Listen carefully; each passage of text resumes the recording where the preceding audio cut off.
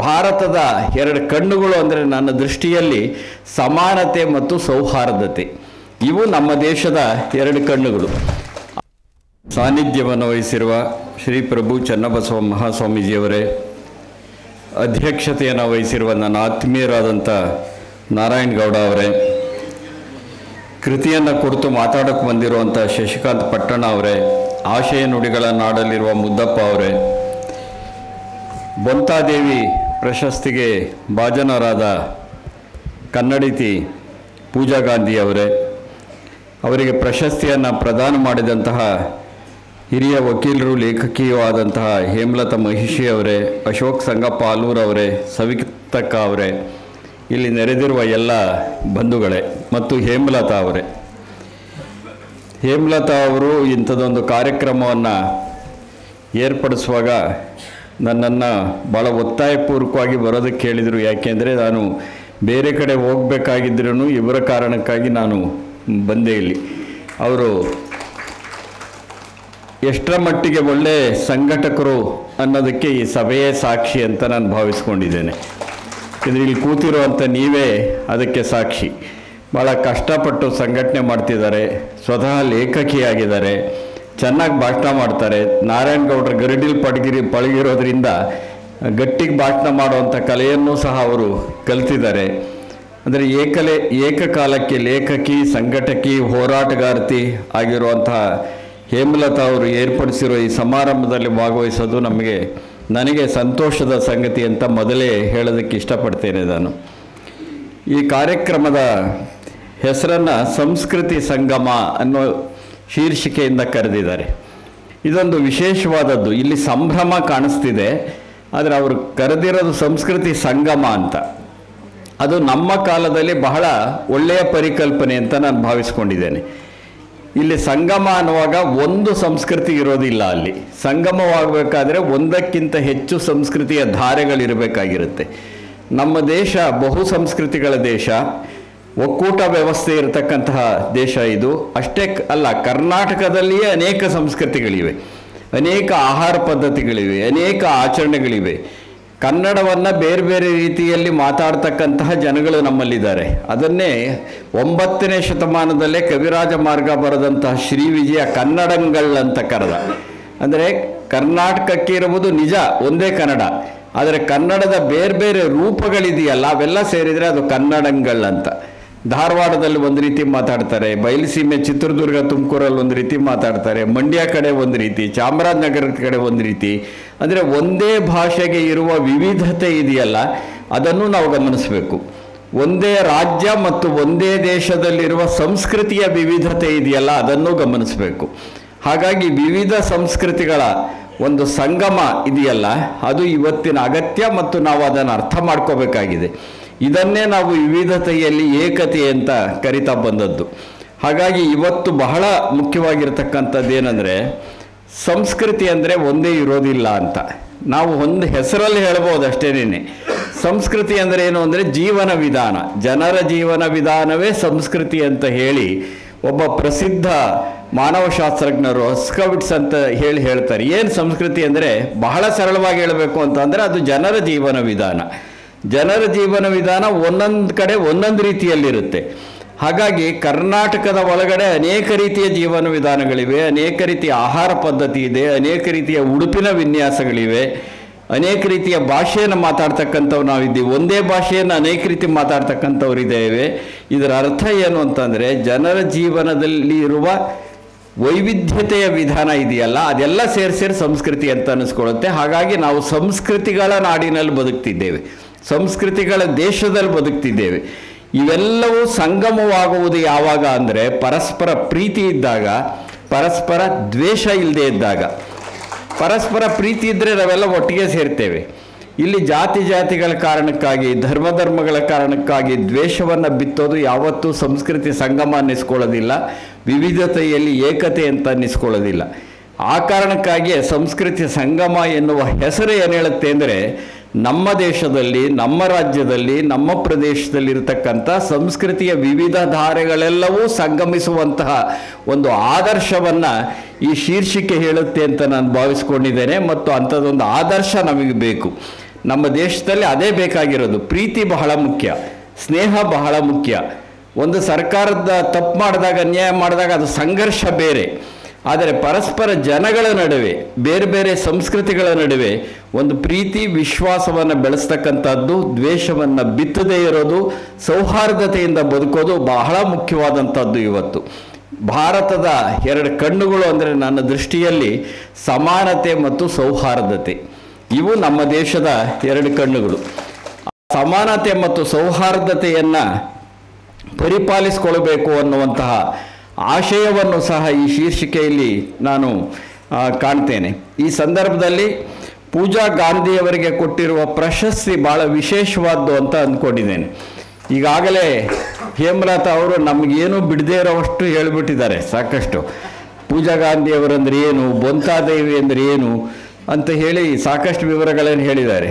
ಪೂಜಾ ಗಾಂಧಿಯವರು ಬೇರೆ ರಾಜ್ಯದಿಂದ ಬಂದು ಇಲ್ಲಿ ನಿಜವಾದ ಕನ್ನಡತಿಯಾದದ್ದು ಇದೆಯಲ್ಲ, ಇದು ಎಲ್ಲ ರಾಜ್ಯದವರೆಗೂ ಒಂದು ಆದರ್ಶ. ಇದು ಅವರು ಕನ್ನಡದ ಬಗೆಗೆ ಅವರದೇ ಆದಂಥ ಕೆಲವು ಯೋಜನೆಗಳನ್ನ ಇಟ್ಕೊಂಡಿದ್ದಾರೆ.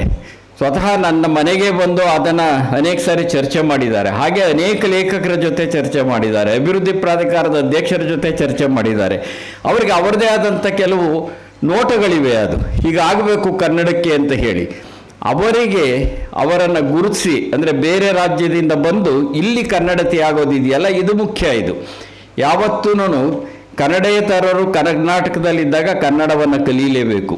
ಕನ್ನಡ ಉಳಿಯೋದು ಹೇಗೆ ಅಂದರೆ ಕನ್ನಡವನ್ನು ಕಲಿಯೋದ್ರಿಂದ, ಕನ್ನಡವನ್ನು ಬಳಸೋದ್ರಿಂದ ಅದು ಬೆಳೀತಾ ಹೋಗುತ್ತೆ. ಅದು ನೀವು ಬಳಸಿದರೆ ಮಾತ್ರ ಕನ್ನಡ ಬೆಳೆಯೋದು. ಬಳಸದೇ ಇದ್ದರೆ ಬರೀ ಕವಿಗಳಿಂದ, ನಮ್ಮಂಥ ಚಿಂತಕರು, ಲೇಖಕರಿಂದ ಮಾತ್ರ ಕನ್ನಡ ಬೆಳೆಯುತ್ತೆ ಅಂತಲ್ಲ.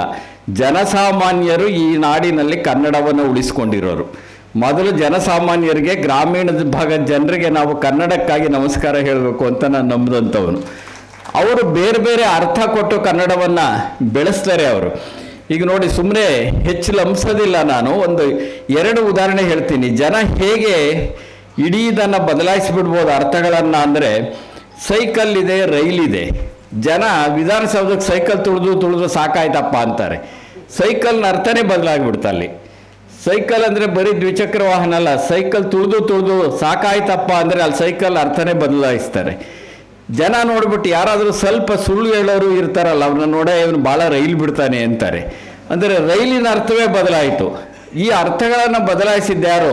ನಮ್ಮಂಥ ಲೇಖಕರಲ್ಲ, ವಿದ್ವಾಂಸರಲ್ಲ, ಜನಸಾಮಾನ್ಯರು ಇದನ್ನು ಬದಲಾಯಿಸಿದರು. ಹಾಗಾಗಿ ಜನಸಾಮಾನ್ಯರು ಕನ್ನಡವನ್ನು ಹೆಚ್ಚೆಚ್ಚು ಬಳಸ್ತಾ, ನಾವೆಲ್ಲರೂ ಕನ್ನಡವನ್ನು ಬಳಸ್ತಾ ಹೋದರೆ ಅದು ತನಗೆ ತಾನೇ ಬೆಳೀತಾ ಹೋಗುತ್ತೆ. ಹಾಗೆ ಕನ್ನಡವನ್ನು ಬಳಸುವ ಮುಖಾಂತರವಾಗಿ ಕನ್ನಡತಿಯಾಗಿರ್ತಕ್ಕಂಥ ಪೂಜಾ ಗಾಂಧಿಯವರಿಗೆ ಪ್ರಶಸ್ತಿ ಕೊಟ್ಟದ್ದು ಭಾಳ ಸಂತೋಷದ ಸಂಗತಿ. ಅದಕ್ಕಾಗಿ ಪ್ರಶಸ್ತಿ ಕೊಟ್ಟವರಿಗೆ ಧನ್ಯವಾದ ಹೇಳ್ತೀನಿ, ಪ್ರಶಸ್ತಿ ಪಡೆದವರಿಗೆ ಅಭಿನಂದನೆಗಳನ್ನು ಸಲ್ಲಿಸ್ತೇನೆ ನಾನು. ಇನ್ನೊಂದು ವಿಶೇಷ ಇಲ್ಲಿ ಸಮಾರಂಭದಲ್ಲಿ ಬೊಂತಾದೇವಿ ಹೆಸರಲ್ಲಿ ಪ್ರಶಸ್ತಿಯನ್ನು ಕೊಟ್ಟಿದ್ದು, ಇದು ಬಹಳ ಮುಖ್ಯ ಅಂತಲೇ ನಾನು ಅಂದ್ಕೊಂಡಿದ್ದೇನೆ. ಯಾರು ಬೊಂತಾದೇವಿ? ಈಗಾಗಲೇ ಒಂದಷ್ಟು ವಿಷಯವನ್ನು ಹೇಮಲತಾ ಅವರು ಹೇಳಿದರು. ಕಾಶ್ಮೀರದ ಮಾಂಡವ್ಯಪುರದ ಅರಸನ ಮಗಳು. ಆಕೆ ಮೂಲ ಹೆಸರು ನಿಜದೇವಿ ಅಂತ. ಆ ನಿಜದೇವಿ ಕರ್ನಾಟಕಕ್ಕೆ ಬರ್ತಾರೆ, ಕಲ್ಯಾಣಕ್ಕೆ ಬರಬೇಕು ಅಂಥೇಳಿ. ಆಕೆಯ ಬಗೆಗೆ ಕೆಲವು ಜನಪದ ಗೀತೆಗಳು ಹುಟ್ಟಿವೆ. ಅದರ ಜೊತೆಗೆ ಶಿಷ್ಟ ಪುರಾಣದ ಕಥನಗಳಲ್ಲಿಯೂ ಆಕೆಯ ಉಲ್ಲೇಖ ಇರೋದುಂಟು ಬೊಂತಾದೇವಿದು. ಜನಪದ ಗೀತೆಗಳ ಪ್ರಕಾರ ಏನಾಗುತ್ತೆ ಅಂತಂದರೆ, ಬೊಂತಾದೇವಿ ಕಲ್ಯಾಣಕ್ಕೆ ಬರಬೇಕು ಅಂತ ಇರ್ತಾಳೆ. ಆಕೆ ಹೆಸರು ಆಗ ಬೊಂತಾದೇವಿ ಆಗಿರೋದಿಲ್ಲ, ನಿಜದೇವಿ ಅಂತ ಹೇಳಿ. ಆಕೆ ಬರ್ತಾ ಇರ್ಬೇಕಾದ್ರೆ ಒಂದಷ್ಟು ಜನ ಹೇಳಿದ್ರಂತೆ, ನೀನು ಶಿವನನ್ನು ಕಾಣಬೇಕಾದ್ರೆ ಕಲ್ಯಾಣಕ್ಕೆ ಹೋಗಿ ನಿಜವಾಗಿ ಸಾಕ್ಷಾತ್ಕಾರ ನಿನ್ಗೆ ಆಗ್ಬೇಕಾದ್ರೆ ನೀನು ಬೆತ್ತಲೆ ಹೋಗ್ಬೇಕು ಅಂತ ಹೇಳಿಬಿಟ್ರಂತೆ. ಇದು ಜನಪದ ಗೀತೆಗಳಲ್ಲಿ ಬರೋದು ಇದು. ಆಕೆ ಬೆತ್ತಲೆ ಬರ್ತಾ ಇರ್ತಾಳೆ. ಆಗ ಶಿವ ಜಂಗಮನ ವೇಷದಲ್ಲಿ ಬರ್ತಾನೆ.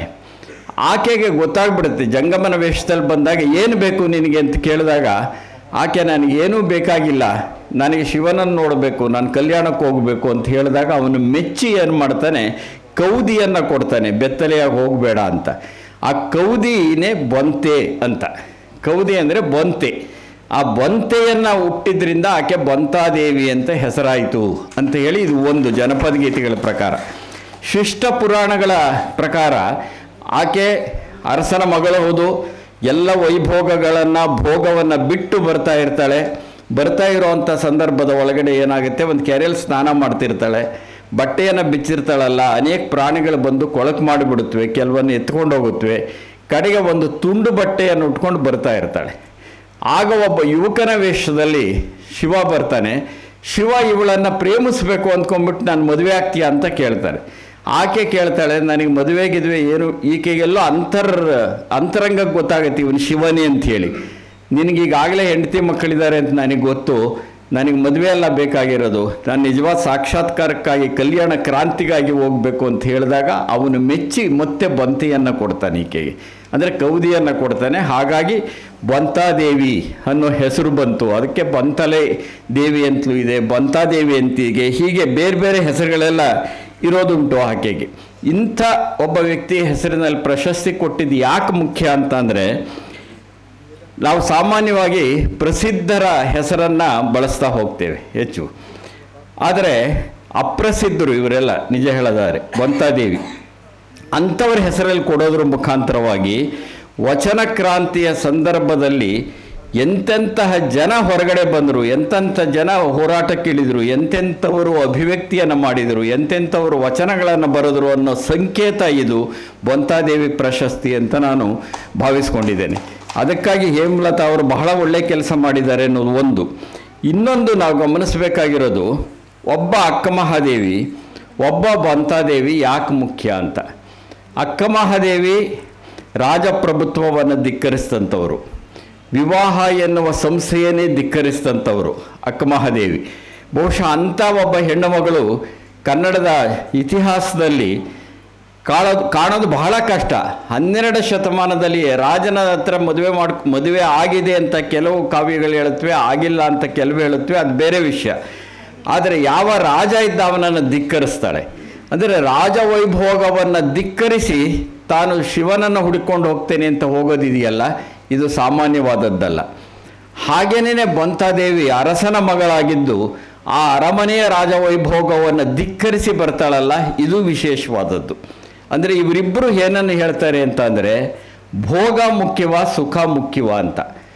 ನಮ್ಮ ಕಾಲದಲ್ಲಿ ಏನಾಗ್ಬಿಟ್ಟಿದೆ ಅಂದರೆ ಭೋಗವನ್ನೇ ಸುಖ ಅಂತ ತಪ್ಪು ತಿಳ್ಕೊಂಡಿದ್ದಾರೆ. ವಾಸ್ತವವಾಗಿ ಭೋಗ ಬೇರೆ, ಸುಖ ಬೇರೆ. ಭೋಗ ಭೌತಿಕವಾದದ್ದು, ಸುಖ ಮಾನಸಿಕವಾದದ್ದು. ಭೋಗಕ್ಕೆ ರಾಜವೈಭೋಗ ಬೇಕಾಗಿಲ್ಲ, ಅರಮನೆ ಬೇಕಾಗಿಲ್ಲ, ಮಹಲು ಅಲ್ಲ, ಸುಖಕ್ಕೆ ಅರಮನೆ ಬೇಕಾಗಿಲ್ಲ, ರಾಜವೈಭೋಗ ಬೇಕಾಗಿಲ್ಲ, ಅದು ಮನಸ್ಸಿನಲ್ಲಾಗುವಂಥ ಅನುಭವ. ಭೋಗ ಭೌತಿಕವಾದದ್ದು, ಹೊರಗಡೆ ಎದ್ದು ಕಾಣ್ತಾ ಇರುತ್ತೆ. ಹಾಗೆ ಆ ಭೌತಿಕ ಭೋಗವನ್ನು ಧಿಕ್ಕರಿಸಿದ ಒಬ್ಬ ಧೀಮಂತೆ ಬಂತಾದೇವಿ, ಅಂಥ ಧೀಮಂತೆ ಅಕ್ಕಮಹಾದೇವಿ. ಹಾಗಾಗಿ ಇಂಥವರನ್ನು ಇವತ್ತು ಜ್ಞಾಪಿಸ್ಕೊಳ್ಬೇಕಾಗಿದೆ, ಇದು ಬಹಳ ಮುಖ್ಯವಾದ್ದು ಅಂತ. ಇನ್ನೊಂದು ಅಂಶವನ್ನು ಹೇಳಿ ನಾನು ನನ್ನ ಭಾಷಣ ಮುಗಿಸೋದಕ್ಕೆ ಇಷ್ಟಪಡ್ತೇನೆ. ಯಾಕೆ ಅಂತಂದರೆ ಅನೇಕರು ಮಾತಾಡೋರು ಇದ್ದಾರೆ.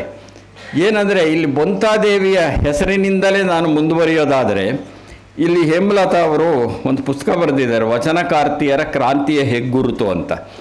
ಇದರಲ್ಲಿರುವ ಎಲ್ಲ ವಚನಕಾರ್ತಿಯರು ಅಪ್ರಸಿದ್ಧರು. ಇದು ಬಹಳ ವಿಶೇಷ ಅಂತ ಅಂದ್ಕೊಂಡಿದ್ದೀನಿ ನಾನು. ಅದರ ಅರ್ಥ ಪ್ರಸಿದ್ಧರ ಬಗ್ಗೆ ಬರೀಬಾರದು ಅಂತ ಅಲ್ಲ. ಬಸವಣ್ಣ ಬೇಕು ನಮಗೆ, ಬಸವಣ್ಣನವರಿಂದಲೇ ಇದೆಲ್ಲ ಆಗಿದ್ದು. ಅಲ್ಲಮ್ಮ ಬೇಕು ನಮಗೆ, ಅಕ್ಕಮಹಾದೇವಿ ಬೇಕು, ಮುಕ್ತಾಯಕ್ಕ ಬೇಕು, ಎಲ್ಲ ಬೇಕು. ಅದರಲ್ಲಿ ಇಲ್ಲಿರ್ತಕ್ಕಂತಹ ವಚನಕಾರ್ತಿಯರನ್ನು ನೀವು ಗಮನಿಸಿ, ಎಷ್ಟು ಜನ, ಈಗ ಒಬ್ಬ ಸಂಕವೇ ಇರ್ಬೋದು, ಕಾಳವೇ ಇರ್ಬೋದು, ಅಂಥ ಅನೇಕ ವಚನಕಾರ್ತಿಯರು, ಅಂಥವರನ್ನು ಕುರಿತು ಇಲ್ಲಿರುವಂಥ ಲೇಖನಗಳಿವೆಯಲ್ಲ, ಇದು ಬಹಳ ಮುಖ್ಯವಾದ್ದು ನನಗೆ. ನಾನು ಮೈಸೂರು ವಿಶ್ವವಿದ್ಯಾಲಯದ ಸಂದರ್ಶಕ ಪ್ರಾಧ್ಯಾಪಕ ಆಗಿದ್ದೆ ಒಂದಷ್ಟು ಕಾಲ. ಬಸವ ಪೀಠಕ್ಕೆ, ಅಲ್ಲಿರುವ ಬಸವ ಅಧ್ಯಯನ ಪೀಠಕ್ಕೆ ಸಂದರ್ಶಕ ಪ್ರಾಧ್ಯಾಪಕ ಆಗಿದ್ದೆ. ಆ ಸಂದರ್ಭದಲ್ಲಿ 31 ಪುಸ್ತಕಗಳನ್ನು ನಾನು ಅಲ್ಲಿ ಪ್ರಕಟಿಸಿದೆ. ಅದರಲ್ಲಿ 25ಕ್ಕೂ ಹೆಚ್ಚು ಪುಸ್ತಕಗಳು ಅಪ್ರಸಿದ್ಧರಾದ ವಚನಕಾರರನ್ನು ಕುರಿತಿದ್ದು. ಏಕೆಂದರೆ ಅವರನ್ನು ಬೆಳಕಿಗೆ ತರೋದು ಯಾವಾಗ, ನಾವು ಅವರನ್ನು ಬೆಳಕಿಗೆ ತರೋದ್ರ ಮುಖಾಂತರವಾಗಿ ಬಸವಣ್ಣವರಿಗೆ ಗೌರವ ಕೊಡಬೇಕು, ಅವರನ್ನು ಬೆಳಕಿಗೆ ತರೋದ್ರ ಮುಖಾಂತರವಾಗಿ ಅಲ್ಲಮ್ಮರಿಗೆ ಗೌರವವನ್ನು ಕೊಡಬೇಕು. ಹಾಗಾಗಿ ಅಪ್ರಸಿದ್ಧವಾದಂತಹ ವಚನಕಾರರನ್ನು ಕುರಿತ ಅಧ್ಯಯನಗಳು ಇನ್ನಷ್ಟು ಹೆಚ್ಚಾಗಬೇಕು ಅಂತ ಅನಿಸುತ್ತೆ. ನೋಡಿ, ಹೇಮಲತಾ ಅವರು ಬರೆದಿರೋದು ಕೆಲವು ಹೆಸರನ್ನು ಸುಮ್ಮನೆ ಓದ್ತೀನಿ ನಿಮಗೆ. ಗುಡ್ಡವೇ, ಲಿಂಗಮ್ಮ, ಸೋಮವೇ, ರೆಮ್ಮವೇ, ಕಾಳವೇ, ವೀರಮ್ಮ, ಲಕ್ಷ್ಮಮ್ಮ, ರಾಯಮ್ಮ, ಮಸಣಮ್ಮ, 2-3 ಜನ ಕಾಳವೇ ಇದ್ದಾರೆ, ಬೇರೆ ಬೇರೆ ಕಾಳವೆಯವರು.